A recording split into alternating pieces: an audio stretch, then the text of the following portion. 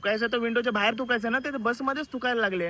गाढवा समोर किती गीता वाचली, गाढव तो गाढव, पण आता गाढवाच यांच्या सोबत गाढवाचा नाव लावणं म्हणजे मला गाढवाची बदनामी केल्यासारखी वाटते.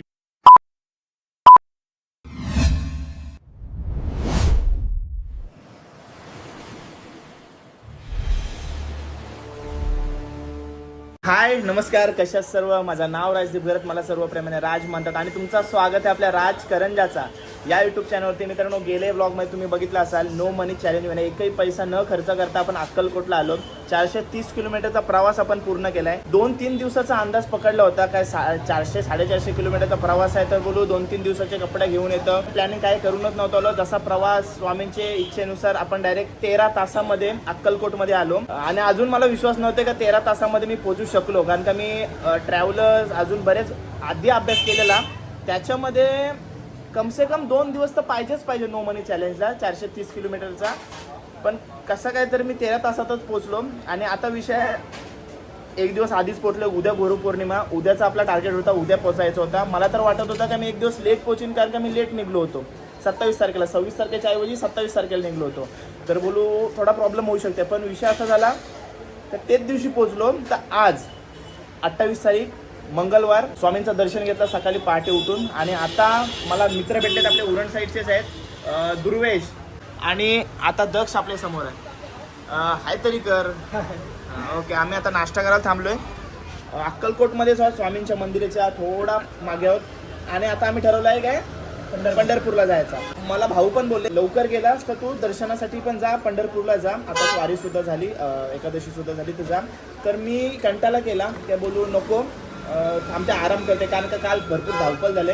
ये भेटले आज ते आमचा भरोसा नाही, बोलते आज आम्ही पंढरपूरला पण जाऊ. आता आला पंढरपूरचा विषय तर बोलू मग निघूया. नाश्ता करतोय आणि लगेच निघतोय. आता साधारण वाजलेत 10 वाजलेत.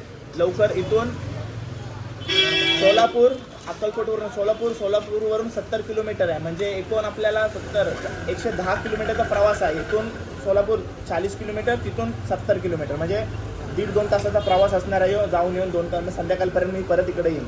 ठीक आहे, मग परत दर्शन घेऊ आणि उद्या गुरुपौर्णिमेचा जो वातावरण असणार आहे तो तुम्हाला पुढच्या ब्लॉगमध्ये बघायला भेटेल. त्याचा स्टार्टअप मोठा न करता ब्लॉग सुरू करूया पहिले.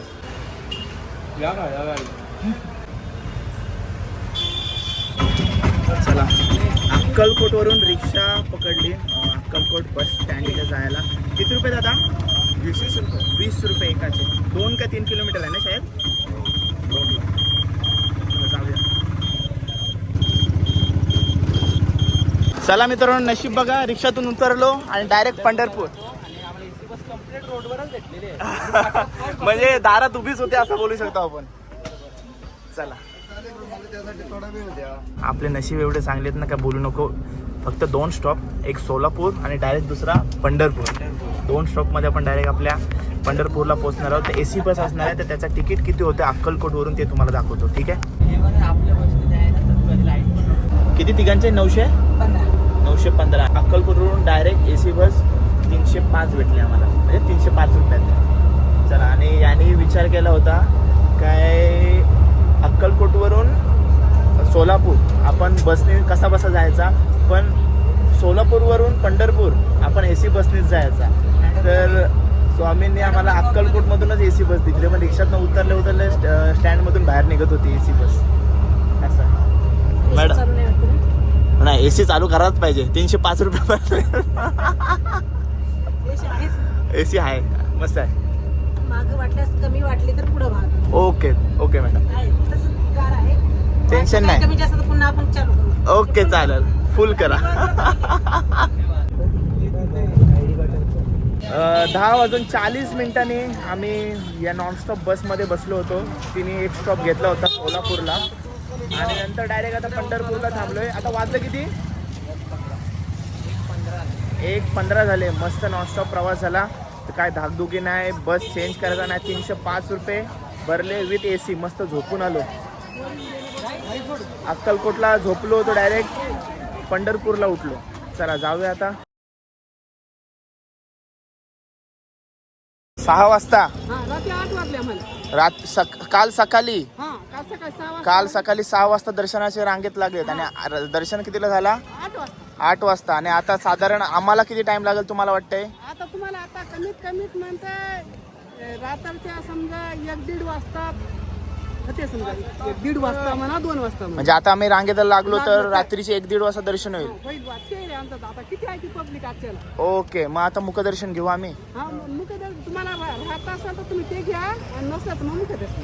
ओके आहे.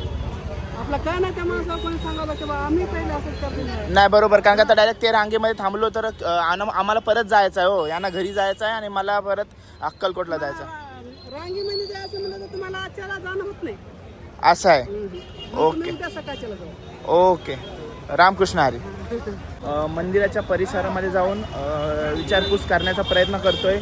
काय कशी रांग आहे, काय किती तास लागतील, किती टाईम लागेल, कारण का जास्त उशीर आम्ही थांबू शकत नाही. आणि मुखदर्शन घेऊया नाही तर मग ठीक आहे. गर्दी बघा.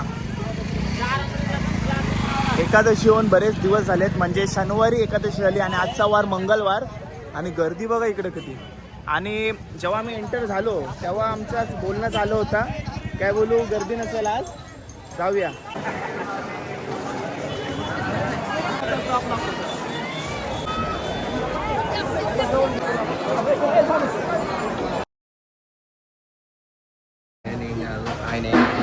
सर्वीकडं चौकशी केल्यानंतर असं समजला काय जी मेन लाईन आहे दर्शनाची लाईन रांग, त्याला 8-9 तास जास्त जाऊ शकतात, पण मुखदर्शन अर्धा-1 तासामध्ये होऊ शकते. सो मी डिसाईड केला काय मुखदर्शन तरी घेऊन जाऊया, कारण की एवढे लांब आता परत येणं होईल का नाही, आणि बरेच वर्षाने आलो आहे.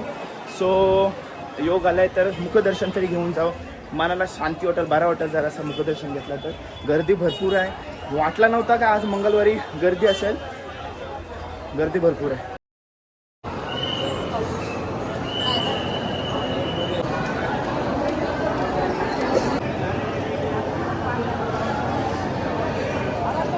रामकृष्ण हरी. माऊलींचं मुखदर्शन एकदम मस्त झाला.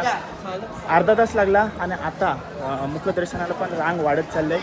आता हे माझे 2 पार्टनर कुठे गेले त्यांना भेटायचं आहे. काही जेवणाची व्यवस्था केली आहे. त्यांना बोललो मुखदर्शन घ्या, म्हणजे कसं एवढे लांब येऊन म्हणजे मला करमलंच नसतं रिटर्न जाणं विदाऊट मुखदर्शन किंवा दर्शन. बाहेरून मंदिराचं दर्शन घेऊन मला करमलंच नसतं. म्हणून मग मी अजून इन्फॉर्मेशन काढत बसलो आणि मग मुखदर्शनाची रांगेमध्ये गेलो. अर्ध्या तासात दर्शन झालं. सगळी बाजूला झालीत. पाऊस एवढा जोरात आला आहे आणि मी मधोमध चालतो आहे. वातावरण मस्त आहे.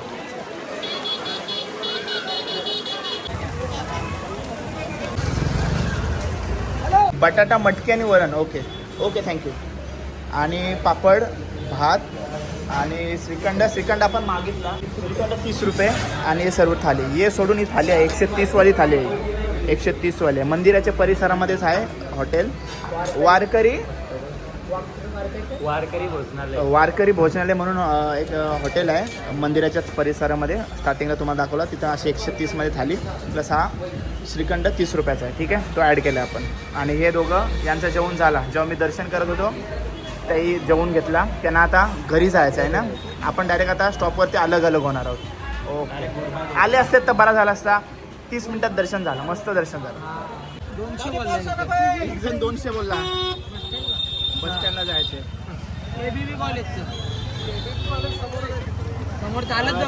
जेवण वगैरे झालंय आणि रिक्षा पकडली. जाऊया बस स्टँडला. आणि तुमचा पिक्चर बघायचा प्लॅन आहे ना? यांचा पिक्चर बघायचा प्लॅन आहे. काय बाहेर पण पिक्चर बघायचा प्लॅन. गावात तिकडे पनवेलला बघतोच, इकडे पण पिक्चर बघायचे भावाना. काय एकेकाचा शॉक असतात ना. 8ला बस येणार आहे. 8ची बस आहे त्यांची. मग टाइमपास काय करतील म्हणून ते आता कितीचा शो आहे बघितलात? 4 वाजता 4चा शो आहे. तर ते पिक्चरला जातील आणि मी आपली अक्कलकोट डायरेक्ट भेटली तर नाही तर सोलापूर भेटेल. बघूया कसं काय ते. चला मित्रांना बाय बाय बोलतोय. चला बाई भेटू. आपण भेटू परत. चला आम्ही ना तिकडे तू आलो आलं तर भेटू परत. चला भेटू. असे दिवस यायला लागले. ठीक आहे, चला गेला. भावाला फक्त सबस्क्राईब, फॉलो, शेअर सगळं करा हा. आणि ही व्हिडिओ एकदम 100Kच्या वरती तरी झाला पाहिजे. चला रे, आरामात काळजी घ्या. चला जा रे.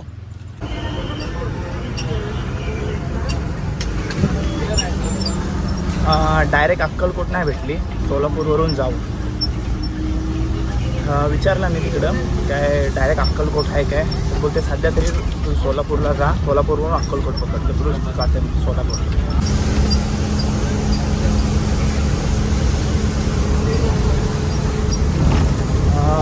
पंढरपूर ते सोलापूर,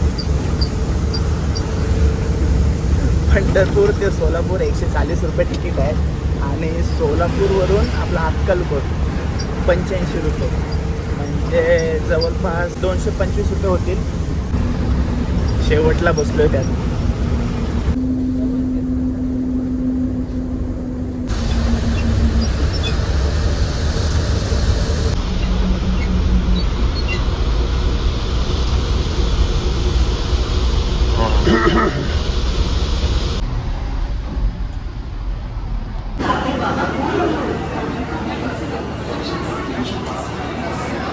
मित्रांनो 1.5 तासाचा आपला प्रवास झाला आणि हे बघा सोलापूरवरून अक्कलकोटला जायला गर्दी बघा किती. त्याचं कारण उद्या गुरुपौर्णिमा असणार आहे त्याच्यामुळं. बाबा उतरूनच देत नाही त्यांना. पहिली एस टी आपण सोडली, आता दुसऱ्या बससाठी थांबलो, त्याच्यासाठी स्ट्रगल चालू आहे. सगळी गाडी फुल. चला रांगेत आहोत आपण, बघूया कसं रांग नाही गचडीत आहोत.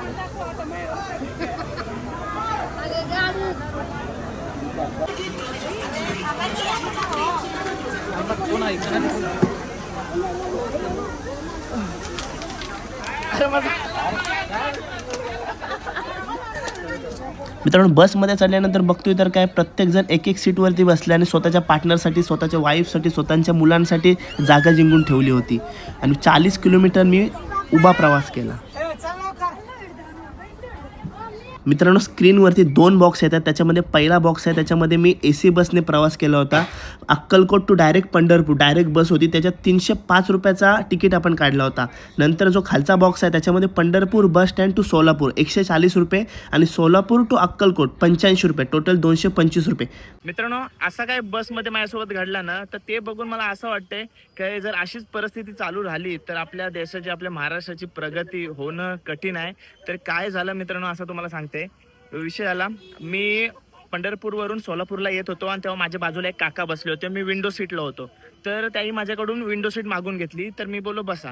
तर त्याही का मागून घेतली, कारण का त्यांना तंबाखू थुकायचा होता. ठीक आहे, बसमध्ये वगैरे सगळीकडे लिहिलं असतं का थुकू नये, ठीक आहे, लिहाय सगळं मान्य केला. आणि दुसरी गोष्ट अशी, थुकू नये म्हणून मी म्हणजे बाहेर थुकायला भेटेल म्हणून मी आतमध्ये बसलो, त्यांना विंडो सीट दिली. तर विंडो सीट दिल्यानंतर तर थुकायचं तर विंडोच्या बाहेर थुकायचं ना, ते बसमध्येच थुकायला लागले. तर 2-3 वेळा बघितला मी आणि नंतर शेवटी मला नाही राहवला. बोलू आता नाही, बोललो मग कधी बोलू, म्हणून मी त्यांना बोललो काय काका बोलू आतमध्ये नका थुकू, बाहेर थुका. तर ते बोलतात ना काय गाढवासमोर किती गीता वाचली, गाढव तो गाढव. पण आता गाढवाच यांच्या सोबत गाढवाचा नाव लावणं म्हणजे मला गाढवाची बदनामी केल्यासारखी वाटते. त्या गाढवाने काय केलं तुम्हाला सांगते, आतमध्ये थुकत होता. ठीक आहे, तर त्यांना मी बोललो काय काका थुकायचं असेल तर बाहेर थुका ना खिडकीचे. तर ते बोलतात बाळ, म्हणजे थोडंशी मारलेलं ते, तर बोलते बाळ बघ मी बाहेर थुकलो, कोणची पाठी येणार आहे गाडीवरती जर थुकी उडली तर ते नंतर मास्तरला सांगतील, मग मास्तर मला ओरडेल.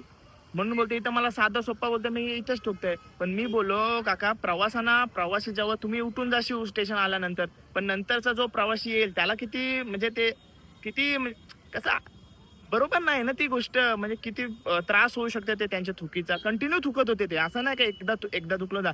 मग नंतर मी समजावलं माझ्या याचे, म्हणजे नॉर्मल जसं मी नॉर्मली असं सांगतो तसं मी सांगितलं का बरोबर नाही, पुढं बारके पोरं बसतात तिथं हात लावतात. तर तेही नंतर बाहेर थुकला 1-2दा आणि नंतर बोलतात ना गाडवाला किती वाचले तरी काय, परत आतमध्येच थुकायला लागले. मग शेवटी माझा डोका दुखायला बोली याला बोलून काय फायदा नाही.